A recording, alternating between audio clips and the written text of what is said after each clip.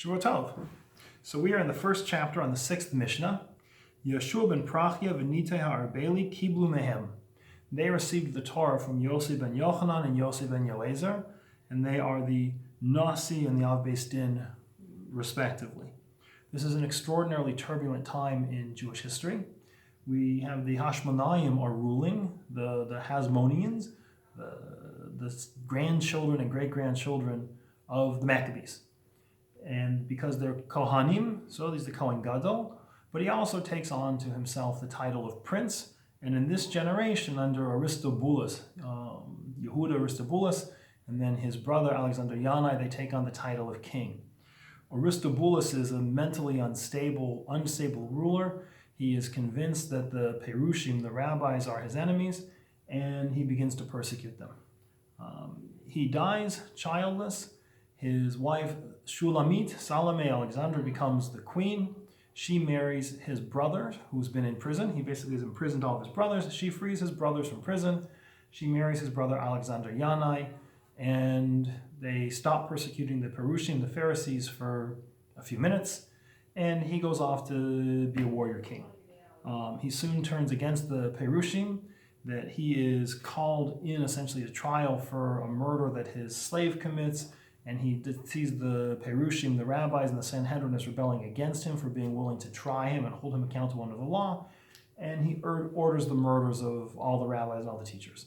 So they flee off into Egypt, and we have no leadership of the Jewish people, and it'll come back, you'll see, when Shulamit, Salome's brother, Shimon ben Shattach, brings us back to Israel 2 mishnayot from now. But we're in this turbulent time when the Hashmonayim turn out not to be such gentle, loving folks as you might think from the Hanukkah story. The kingdom, the kingship of the Hashmonayim, of the Maccabees, turns out to be disastrous end to the second commonwealth of the Jewish people. So Yeshua ben Prachia, v'nitei ha'arbeli kiblu mechem. Yeshua ben Prachia says, Oseh lecha rav, ugne lecha chaver, v'chaveh donat kol ha'adam l'chav zchut. He's going to teach us how to deal with the good people in the world, how to build positive relationships, and we'll see. Nitai will say, distance yourself from an evil neighbor. He'll teach us how to deal with the evil in people. Well, let's start with the good. So we have 3 relationship sets: a relationship above you, a relationship with equals, and a relationship below you, or with the general public. So Yeshua says the first piece is Oseh lecha rav. You need to have a rav. That every human being, every Jew, needs to have not just a teacher and a mentor, but a person who has the right to give you guidance, to control you to a certain extent, to look at you and say, here is what is true, here's who you are, here's how you should live. That you have to have someone you can ask questions to, you can ask shilas to. You have to have someone who has some level of authority. You know, we live in an extraordinary self-imposed, right, almost system of rule, right? In our civilization, once we're in Galus and exile, no one can make himself your teacher. No one can force himself upon you. It's really up to you. You need someone who you can ask questions to, who will help you understand, you know, how to run your life, to understand what the halacha is, what the appropriate choices are, who can give you eitzah, who can give you advice. That a Rav is not just an equal, and is not just a teacher. He is at some level a master. But the only way he becomes that is oseh. You have to make him that. That no one has the right to impose themselves on you and say, I'm going to be your teacher. I have the right to tell you how to live your life. You have to look, and especially in our generation, that it's difficult to find a Rav, I don't want to say who appeals to you, but who appeals to you, whose approach to life speaks to you, whose approach to text speaks to you, that you trust his judgment and you trust his advice and you trust his guidance, a person that you can open yourself up to and ask questions both on halacha but on deeper issues of how to handle business issues and family issues, a person that you can bring questions to. So it says, also, you have to make that person your Rav. You identify a teacher that you can trust, that you can believe in, and you ask them questions. That's Oseh lecha Rav. The key thing is it's lecha, that you're doing it for yourself. You're not doing it for anyone else's benefit. This is for your benefit. I need this. I want this. I want someone who's paying attention and has the courage and the strength and the authority and the insight to say, what can you do in good here? Or what can you messing up here? Right? But it's lacha, it's for you. It's not for anyone else's benefit. It's you need it. And the second is when it's lacha, is that he's giving you decisions and judgments for you. But they don't apply to anybody else. They apply to you. Sometimes they'll be easier than someone else will hear. Sometimes they'll be harder than someone else will hear. I just read in Reuben Feinstein's book on this mishna. He says that his father, Moshe Feinstein, was once asked a shaila by a person. And he said, please wait a moment. And he went downstairs, another Rav who has a huge library. He says, do you have any shaylas and tshuvas that touch on this subject? And he read through, he says, sure, I have 5. And he pulls out and he reads through all 5 tshuvas. And then the Rav Moshe says, okay, so I can rule leniently here. And the other Rav says, wait, all 5 answers in these, in my shaylas and tshuvas, they were all stringent. How can you rule leniently? And he said, my understanding of how it should be was lenient. But I wanted to see if anyone else had ever addressed that question. Maybe they had addressed my reasoning and found it fallacious. Once I looked in their Sfarim and I saw that they had not addressed my reasoning and they had not rejected it, then I felt comfortable that my reasoning was correct, and I was able to rule.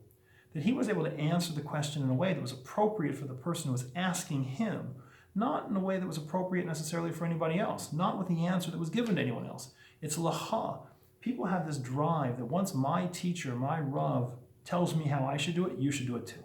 Once I decide something, if I decide that I should be driving an electric car, so should you. If I decide that carbon is bad, you should decide the same thing. Whatever it is, people have this drive to, once I've decided what's right, you have to do it too. That's not Osa L'Charav. Osa L'Charav is you're looking for what's necessary for you, and it's necessary for you. It's no one else's business, no one else's problem. Osei l'chal Rav, you must make for yourself a master, a teacher, a guide, a Rav. Do it for your own sake, for your own benefit. You need it, and don't try to impose those answers on anyone else. Second piece is ukne l'chal chaver. You have to purchase for yourself, buy for yourself a chaver. So a chaver is a companion and a friend, but at an extraordinarily deep level. A chaver is not a person you go drinking with. It's not a person to hang out and play games with. It's not someone you want to talk to. Your chaver is not just your neighbor who happens to live up down the street so you see them all the time. It's not the guy you stand next to in shul. It's not your coworker. A chaver is a person, it comes from the word to stitch together, to join, to bind. That it's a person that you're bound to, that you have their best interests at heart. It's a person that you can confide in. You can share your secrets with, your feelings with, your issues with, that they can share theirs, and you can give them guidance. It's not a Rav, it's an equal. But it's an equal who has your best interests at heart, who again can tell you, Whitkin, you're messing up. Right? Who can push you or pull you or guide you and drive you. You have to have a chaver. If you're married, your wife or your husband, hopefully, is your best chaver, is this person that you are stitched to and joined to. But every person needs such. You need someone who's at your level, who you can confide in, who you can listen to, who has your interest at heart. And the way you get that is ukne, you buy them. You invest yourself in them. You spend on them. You spend time. You spend emotional energy. You tell them truth. You give them clarity. That it's not just, did we play together? He may not be the most playful, easy conversationalist you know. But he's the person who's going to keep you on the straight and narrow. He's the person who's going to tell you when you're doing right and tell you when you're doing wrong, who's not going to let you just sink into the muck and craziness of civilization. A chaver is a person who's bound to you, and he gives to you, and he loves you, and he wants what's good for you. And you should be the same for him. Ukne l'chal chaver. The last piece is chavedan l'chaskut. Right? Chavedan, you should be judging at kol adam, all of a person or all people, l'chaskut. So the first one uses chave. It means be judging. It doesn't mean if it happens to be once in a while, if you find yourself in a place where you have to consider someone, give them the benefit of the doubt. It says you should constantly be in a state of judging people and judging them favorably. What's it mean to judge? Judging means I see you and I evaluate you and I have an opinion of what's going on. It says, we don't judge. You don't judge the length of a piece of grass because who cares, right? You don't judge. How many people judge the color of the sidewalk in front of their house? Who cares? Right? If something is meaningless to you, you don't judge it. What you judge, what you come to these opinions about, are things that are important to you. What you're not allowed to do is to look at the people who surround you and see them as pointless, meaningless objects, as background noise. Every human being, call all them, every human being that you react to with, that you interact with, that you see, that you touch, you should look at them and try to understand them at some level. Some people you'll know better, you'll understand more, but you should try to understand, who is he? Where is he coming from? What's he thinking? What's he want? What's he need? What's he doing? Why is he doing that? And then do it in a positive fashion. Do it in an uplifting fashion, right?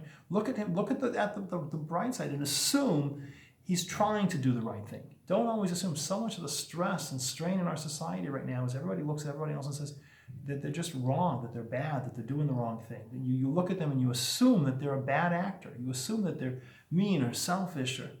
Your job is to look at a person and judge them to the side of merit. Again, that doesn't mean you have to be naive, right? It says, the trust but verify, right? I see you, it says, you're not supposed to loan money to someone without a contract, without a star. Because why put a stumbling block in front of someone? You don't know what they're going to be or how they. So I trust you enough that I'll help you, but I'm going to get it in writing, right? It doesn't mean you have to be a fool, but you should judge them to the side of merit. You should assume if you see someone doing something that he's trying to do the right thing. Have done means it's a constant state of making evaluations about the people that are around you. It's kol adam. Adam is the name of man. That means man of potential.